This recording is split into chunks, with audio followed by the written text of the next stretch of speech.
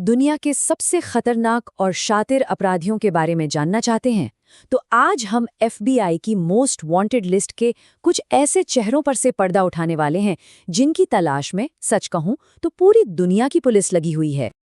अच्छा, एक सवाल है। सोचिए जरा, एक शैतान से भी ज्यादा खतरनाक या बुरा क्या हो सकता है?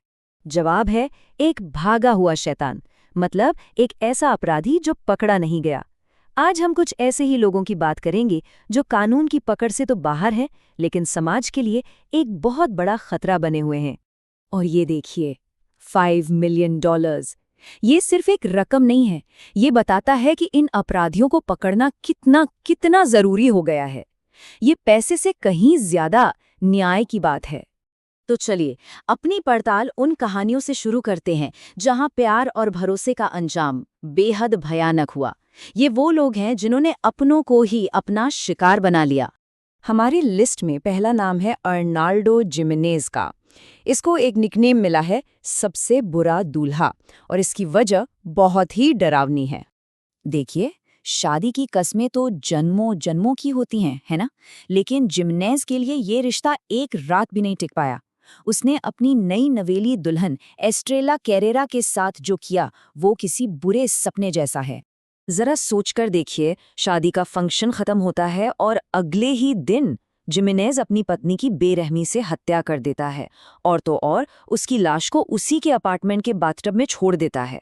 फोन रिकॉर्ड से पता चला कि वो कैसे एक स्टेट से दूसरे स्टेट भागा और आखिरकार मेक्सिको पहुंच गया।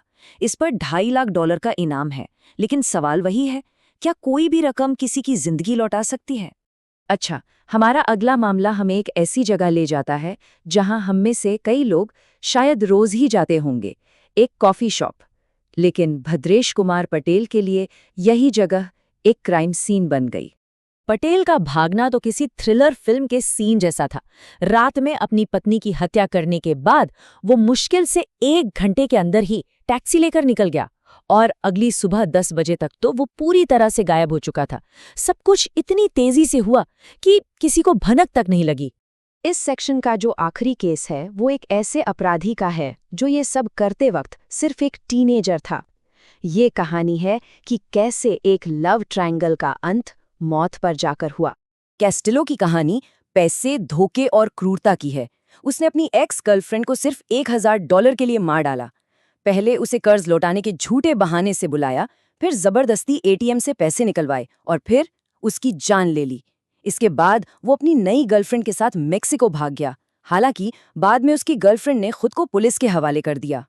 चलिए अब बात करते हैं उन अपराधियों की जो हमारे बीच समाज में ही घुल मिलकर रहते हैं, इतने नॉर्मल कि कोई पहचान ही ना पाए, और फिर अचानक कोई भयानक हिंसा कर देते हैं। अब हम बात करेंगे एलेक्सिस फ्लोरेस की, एक ऐसा आदमी जो एक बेघर मजदूरी करने वाले शख्स की तरह रहता था, लेकिन उसके पीछे एक बहुत ही भयानक राज छिपा था। फ्लोरेस का केस तो सालों तक एक पहेली बना रहा। साल 2000 में उसने कार्लोस नाम से एक 5 साल की बच्ची की हत्या की थी, और 7 साल तक वो आज़ाद घूमता रहा, किसी को पता भी नहीं चला। फिर एक मामूली से धोखाधड़ी के केस में उसकी गिरफ्तारी हुई और उसका डीएनए 7 साल पुराने उस केस से मैच हो गया, और बस सालों पुराना राज खुल गया। कुछ अपराध ऐसे होते हैं जिनके पीछे कोई वजह ही नहीं होती, सिर्फ और सिर्फ बेहिसाब क्रूरता। उमर कार्डेनाज का मामला बिल्कुल ऐसा ही है। कार्डेनाज ने एक 40 साल के आदमी जबाली डुमास पर बिना किसी वजह के 1-2 नहीं बल्कि 9 गोलियां चला दी। दोनों के बीच न कोई दुश्मनी थी, न कोई पहचान। ये सिर्फ एक इंसान की दूसरे इंसान पर की गई अकारण हिंसा थी। पुलिस का मानना है कि वो एक खतरनाक गैंग का मेंबर है। अच्छा, अब अपना ध्यान तीसरे और आखिरी ग्रुप पर लाते हैं।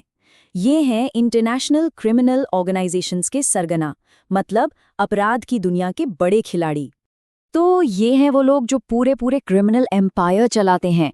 एक तरफ हैं युलान अरकागा कैरियोस और विल्वा विलेगस पैलोमिनो जैसे ड्रग्स तस्कर, जिन पर $5 मिलियन तक का इनाम है। और वहीं दूसरी तरफ रूजा इग्नातोवा, जो एक बहुत बड़ी धोखाधड़ी स्कीम की मास्टरमाइंड हैं। मिलिए रूजा इग्नातोवा से, इस लिस्ट में शामिल इकलौती महिला, और ये इतिहास के सबसे बड़े फ्रॉड स्कीम्स में से एक के लिए वांटेड है। इग्नातोवा के केस में सबसे बड़ा सवाल यही है कि वो जिंदा भी है या नहीं।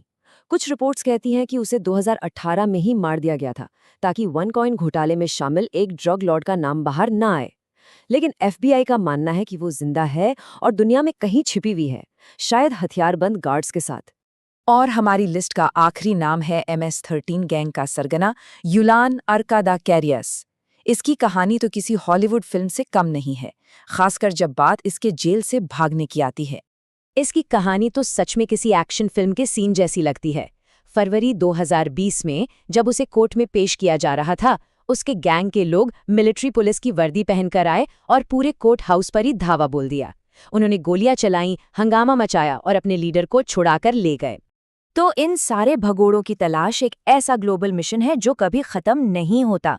दुनिया भर की लॉ एनफोर्समेंट एजेंसियां दिन रात इस लुका-छिपी के खेल में लगी हुई हैं।